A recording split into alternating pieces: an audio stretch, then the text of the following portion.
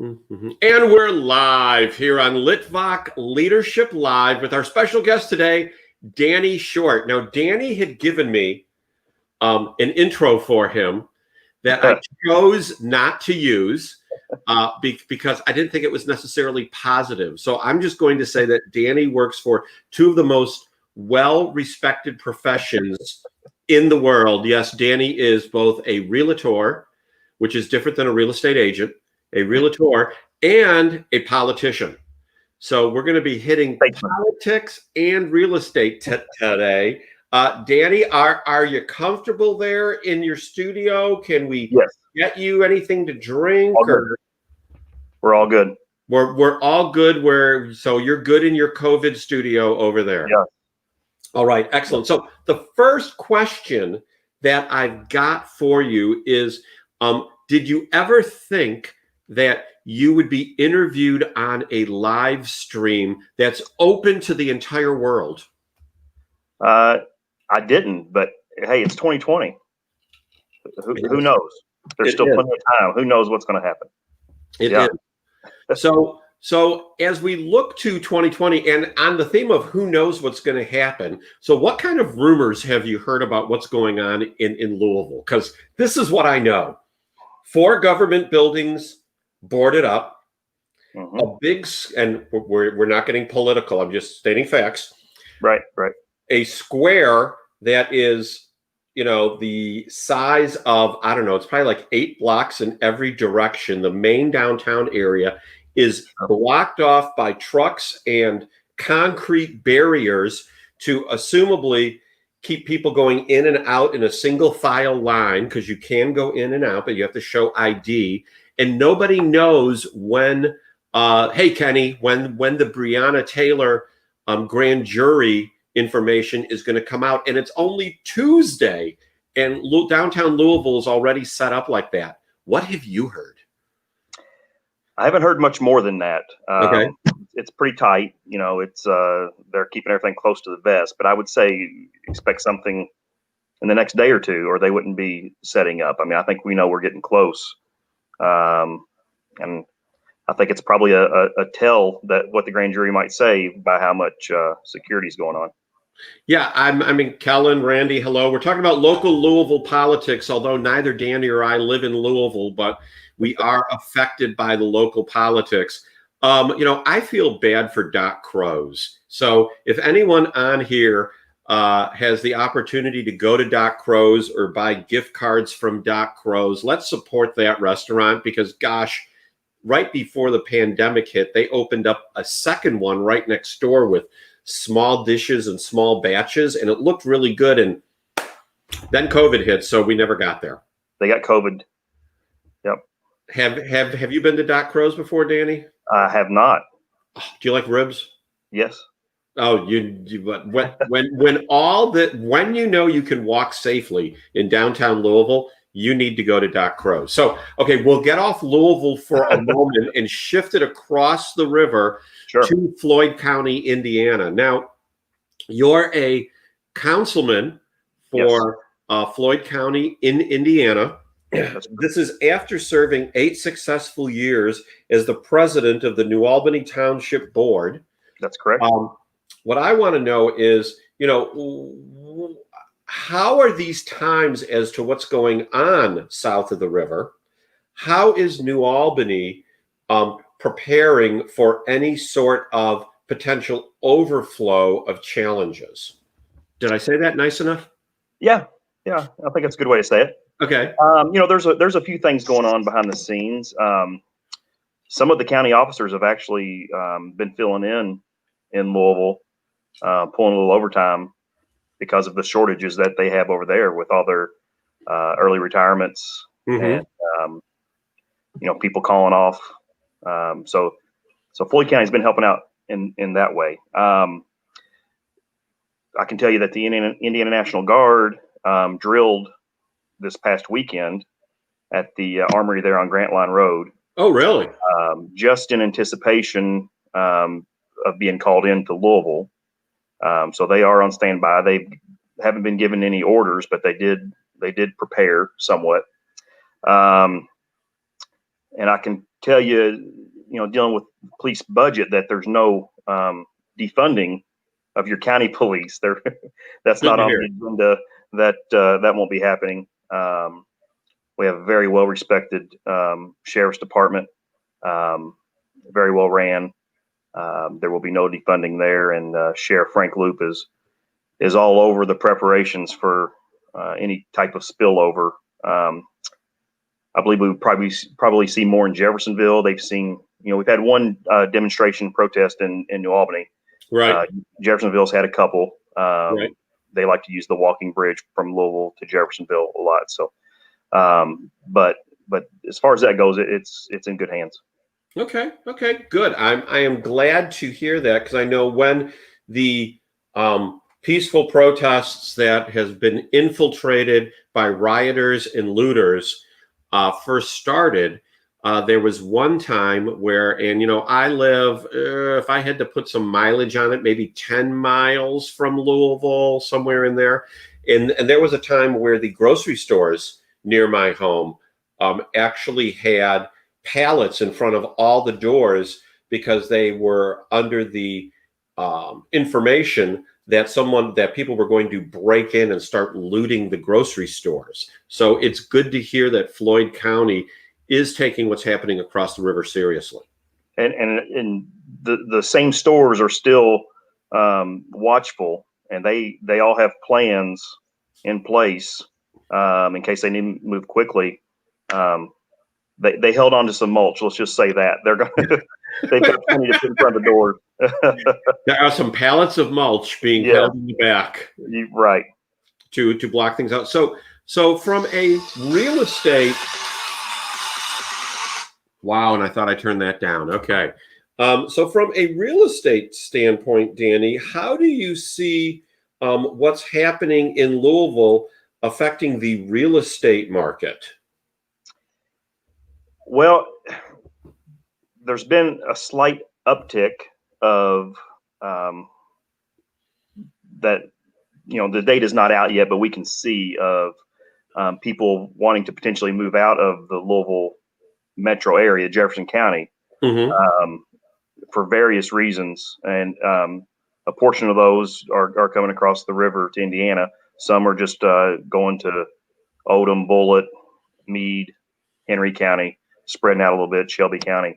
Okay. And some are coming across the river. And it's just all the factors involved, from the protest to the economy to the education system. So as you can see, real estate and politics are pretty well entwined. Yeah, very, very much so. So are you licensed for both sides of the river, or just for Southern Indiana? I'm not. I'm just for Indiana. The broker that I work for is out of Louisville.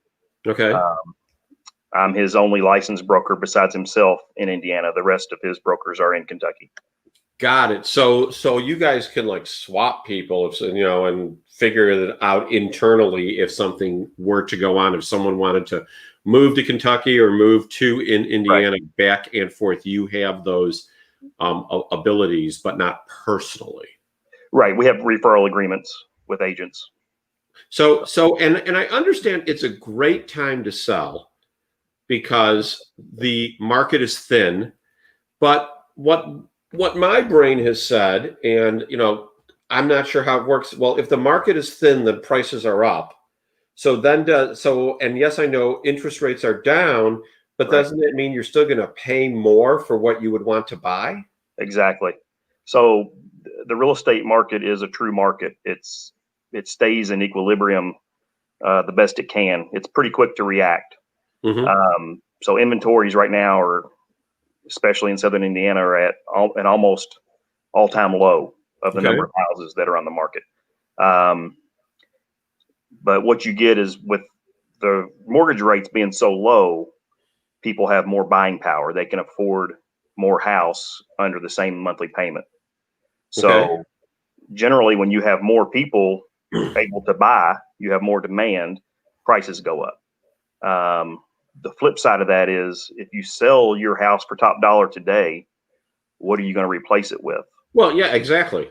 So you're going to be paying top dollar for something else as well.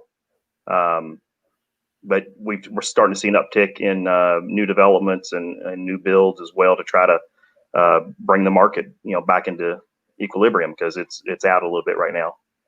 So where do you think real estate's going on a generational shift? I mean, because I know when I was growing up, it was all about, want to get a house, want a yard, want my own land. Oh, I want to mow the lawn. And I talk to my kids and, they're thinking condo because they don't want that responsibility because they're wanting to live life. Now, they're in the Chicagoland area, so condo isn't cheap there either. Right. I mean, is this a generational thing that the younger ones, or the up and coming generation, is looking more at not having to do the outdoor work? Or where do you see real estate going with that, especially with the aged population and garden homes? Yeah, the garden home, patio home type still continues to grow with the baby boomers retiring and getting older, and I talk with people weekly who are looking for that type of home. But as far as the younger generation now, I think they're just a little bit further behind. It's a little bit harder for them to get established in a career, maybe. Mm-hmm. So I think the home ownership will still be there. I think that's still it's still a great wealth builder for younger people, and they'll realize that they're probably just 5 years behind. I bought my first house when I was 22. Mm-hmm. Wow! And look at you all together. And my daughter has purchased her first house. She's 22, and my son is in the process or trying to buy the duplex apartment that he lives in. So he will start off with a rental. And he's also looking to get into the real estate field as well. So, it may just be my kids and how they were raised, right? And how I preached, quit paying somebody else and pay yourself first. But absolutely, I think the younger generation will come around. It's just going to take a few years, and they may try a condo first and then move on out into something else. I really think we're going to see a shift. I think the cities, especially the larger cities, prices are probably going to remain stagnant. Sure. As far as what I'm looking at, because I see a lot of people moving out. Young professionals still like the convenience of it, and they will for a while. So give them a few years, and then they'll be ready. So with the whole economy changing, and more people working remotely, I mean, in your profession, you can pretty much work remotely until you need to go do a home inspection. I would assume eventually Floyd County is going to get their act together and stream council meetings, because you and I have talked about that at different times. Yeah. I'm on Zoom meetings and team meetings with people, and the only time I actually go out to see people now is when I have to walk facilities. Right. Do you see people migrating from the urban areas and the larger communities, maybe into more of a rural lifestyle, but with high-speed internet access, so they can gather eggs in the morning and be on a Zoom call 10 minutes later? Right. Yeah. Zoom from the hen house. Yeah. I definitely see that trend, and broadband's going in all over the country. There's lots of grants. Floyd County just received a grant for broadband service in some of the underserved parts of the county. So, the ability for that's going to be there. The economy is very resilient. It's in my view, it's rolled along pretty well for being in a pandemic. And I think something else that it did was it showed a lot of opportunities for people, different ways to make a living, and maybe they didn't need the office job, or for companies as well. Maybe we don't need everybody here every day. We can telecommute or work online from home or whatever. There's been a lot of shifts that probably will be permanent. Well, what I find interesting about commercial real estate, at least, is because I've been heavily involved with it throughout my career, is that we're going to get to the point, according to the people that I'm talking to, is that all the businesses are going to need more space because of physical distancing, but they'll only have a third of the people or 20% of the people that they used to have in the facilities, and it'll be on a rotational basis. But Right. like you said, the high-speed internet and broadband is just going to be prolific everywhere. Right, and it's only going to get faster and better and more reliable. There's always going to be challenges with it, but it is here to stay. It's not, there's no going back to pencil and paper anymore. It's it's all documents that we sign are on e-sign, DocuSign. But a lot of realtors kind of look at storefront commercial real estate right now as being on sale.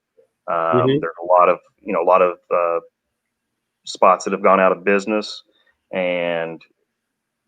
or they may have shifted their business to a food truck or something else. So some of that commercial real estate in niche type situations will be on sale. I don't know what it'll be used for in the future. Right. There's always going to be the need, people want to go to a restaurant to eat instead of having it delivered to them. Oh yeah. But some of the smaller storefront type things, a lot of commercial realtors are seeing an opportunity to snag some of those at a discount right now. So you are currently involved, or maybe I should say were involved since the season is over, in coaching Little League. Myself, when people ask me my favorite team, it's usually I don't care. That's how much of a sportsman I am. Although the Cubs are my team, but it's ultimately I don't care. And I did coach Little League with my son, or coached my son and his baseball colleagues back in the day for about 3-4 years, which was great because the coaches of the other teams all played baseball in high school, in college. Right. I didn't. It's my dog. So it was always interesting to, be that kind of coach. So what's it like coaching in COVID? It was challenging. We actually started the year and then stopped. So I was coaching at the beginning of the year, Okay. and then our, a lot of the kids or a lot of the parents decided not to move forward with the revamped version. So we ended up with 60 or 70% of the kids coming back that they were, but coaches wearing masks, kids not together in the dugout, spaced out along the fence when it was their turn to bat. The kids adapted to it really well. It's not, the bleachers were closed for the parents, so everybody was sitting in chairs with their own little tribe, and trying to distance from everyone else. But other than that, it was baseball. Good. So I'm glad to hear that. Oh, okay. We're going to pivot back to restaurants. Eric Bam of Perfect Crust Pizza Liners. If your pizza doesn't have a perfect crust pizza liner, guess what? It's not perfect. So you need to contact Eric Bam for the perfect crust pizza liner. But he said he's heard a stat that 30% of independent restaurants will close by the end of the year. Oh my. What do you know about that? You're the real estate guy.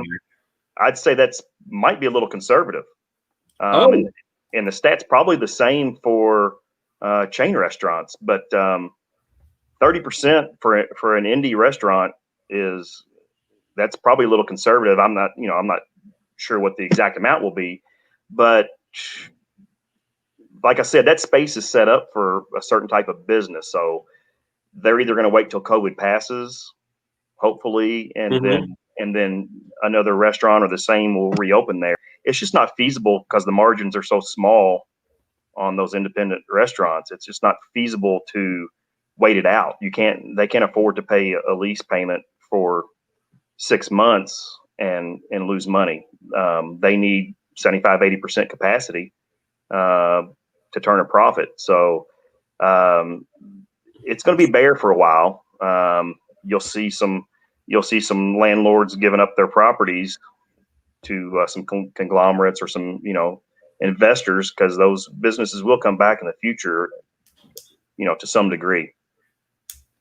So I saw in the paper, Oh my Lord. Is it 1972? Okay. I saw on the internet the other day. Wow. How did I Yeah. even get that phrase in my mouth?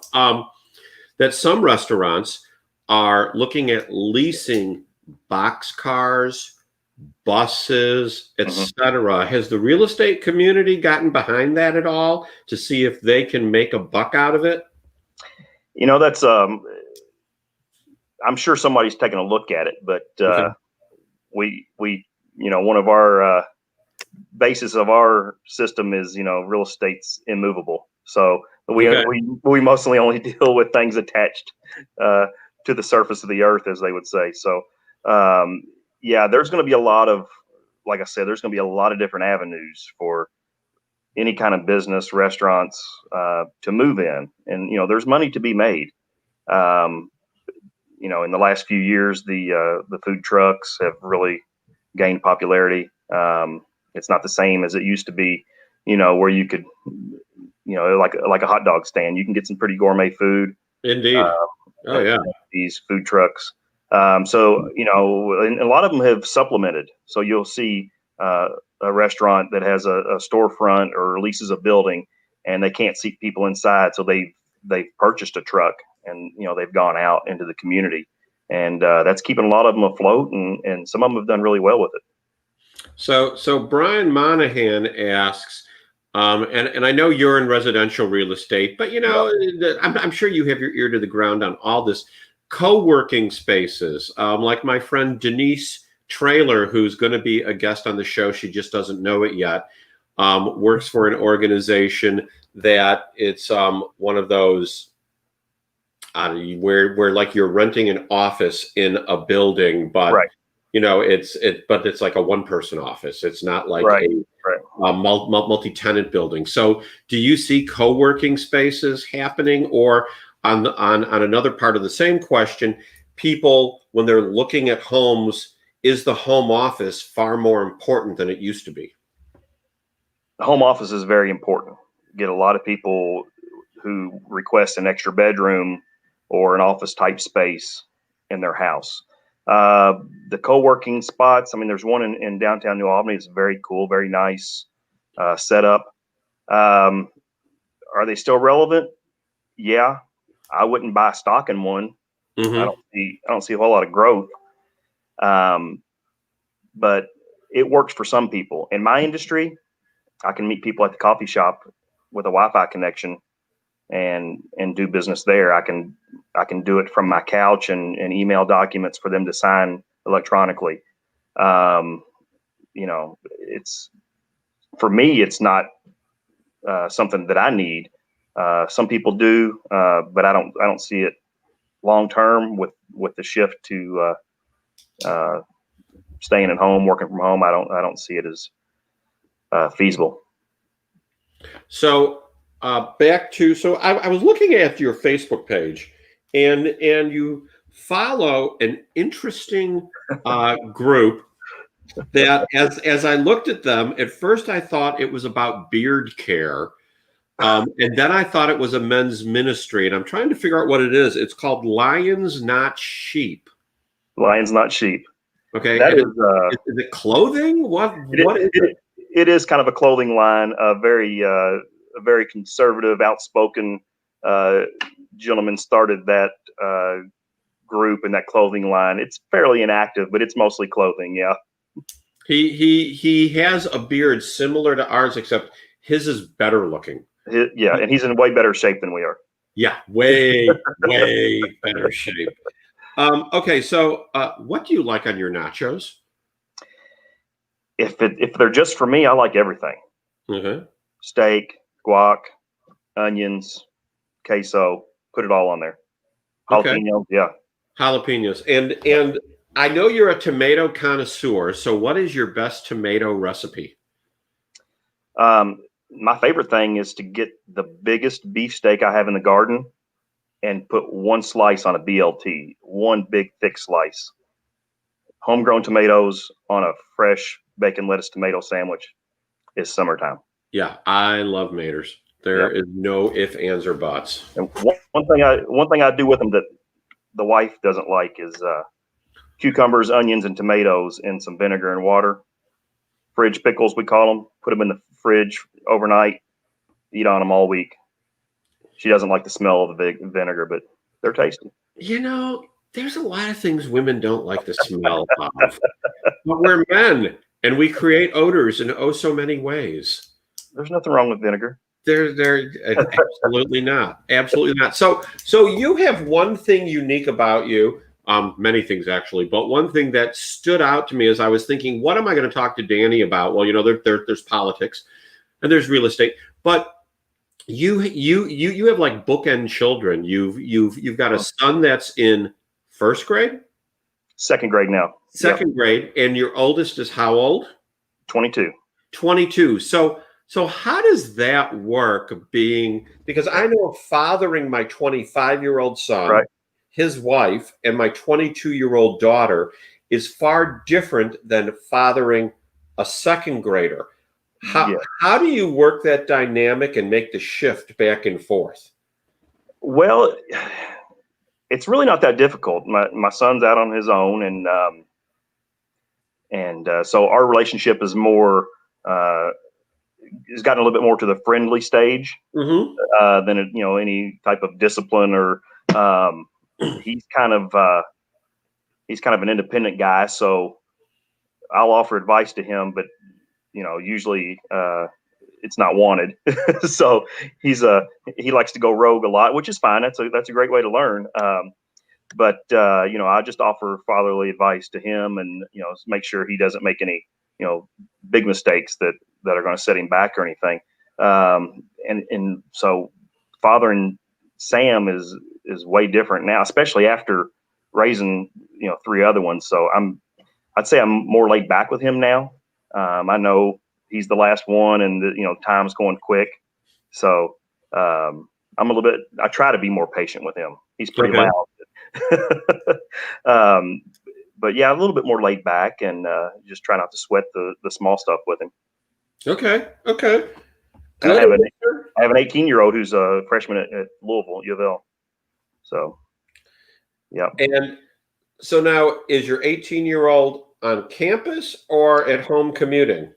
He's at home, and again, he's e-learning about half the time. So he's online classes, and then he was going to live on campus, but with COVID, they told him if you do and there's a big outbreak, we'll kick you off campus and there's no refund. So being the smart young engineer that he is, he decided he'd rather stay here and try to save some money. So he'll be on campus eventually.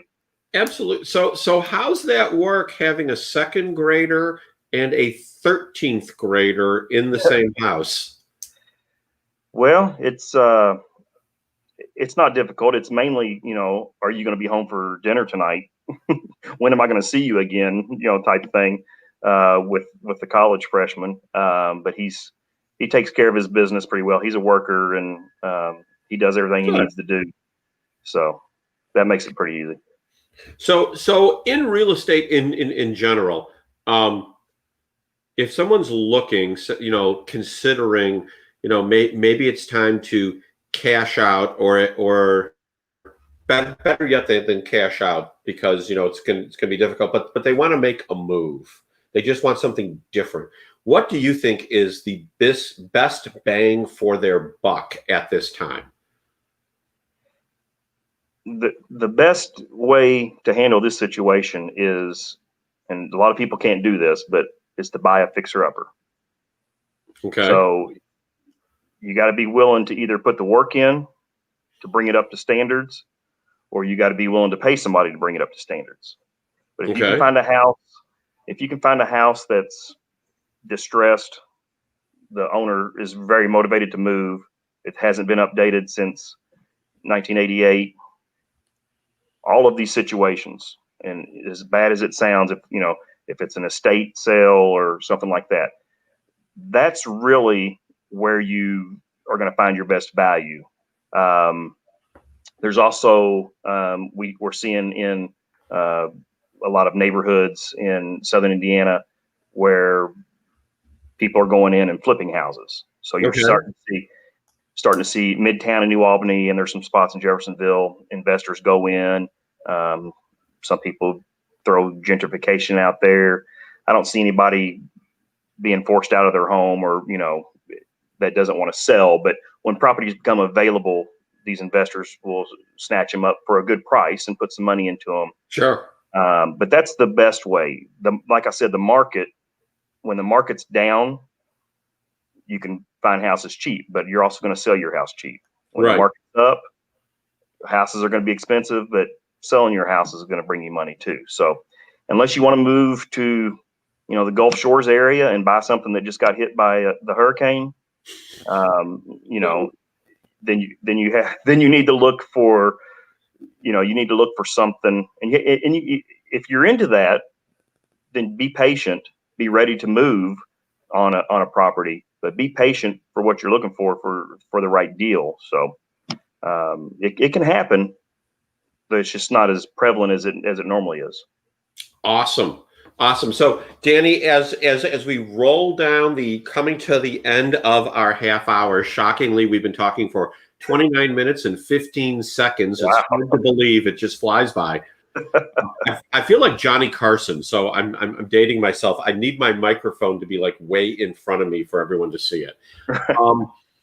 Tell the viewers that if as they leave you, what do you want to embed in them as a word of wisdom, a word of leadership? Word of leadership. I've always used the old Reagan adage, trust but verify. Okay, there's good people and bad people in every industry. There's good people in politics who genuinely care about the citizens, and there's some people that are there just sliding by. They don't even engage in what's going on. It's the same thing in real estate. There's outstanding brokers out there who look out for their clients. They always work on their behalf. There's some who just want to get it to the closing table to get a check, and they'll cut corners.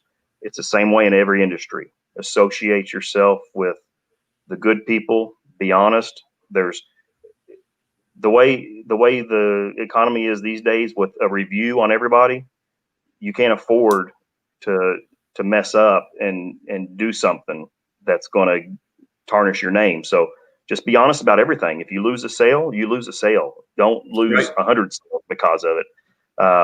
But be honest. Hang out with people who are high on the integrity scale, and you can't go wrong. Awesome. Thank you so much. Thank you for joining us today here on Litvak Leadership Live. You are my first interview outside of my mastermind group called Megamind. So check that box. Finally interviewed someone outside our group. And hey, if you're watching this now and you're like, boy, and you're in Southern Indiana or anywhere really in the state of Indiana, right, Danny? Because you're licensed for the state. If you're in the state of Indiana anywhere and you're looking to sell your home or buy a home, you need to contact Danny Short. Direct message him, direct message me, Google Crane Realty. And Realtor, Crane Realtor. Sellitwithshort.com. Say it again. Sellitwithshort.com. Sellitwithshort.com. Hey, that's like I buy from. So this guy here, Randy Chafee, his website is ibuyfromrandy.com. Sellitwithshort.com. You guys must be cousins in how you think. No doubt about it. And hey, if you like this video, share it. If you want more videos like it, click the notification button, whether it's on Facebook or YouTube. Looking forward to the next episode of Litvak Leadership Live tomorrow, and I'll tell you who the guest is going to be later tonight. Danny, again, thank you so much. Thank you, Sean. Have a blessed day, everybody.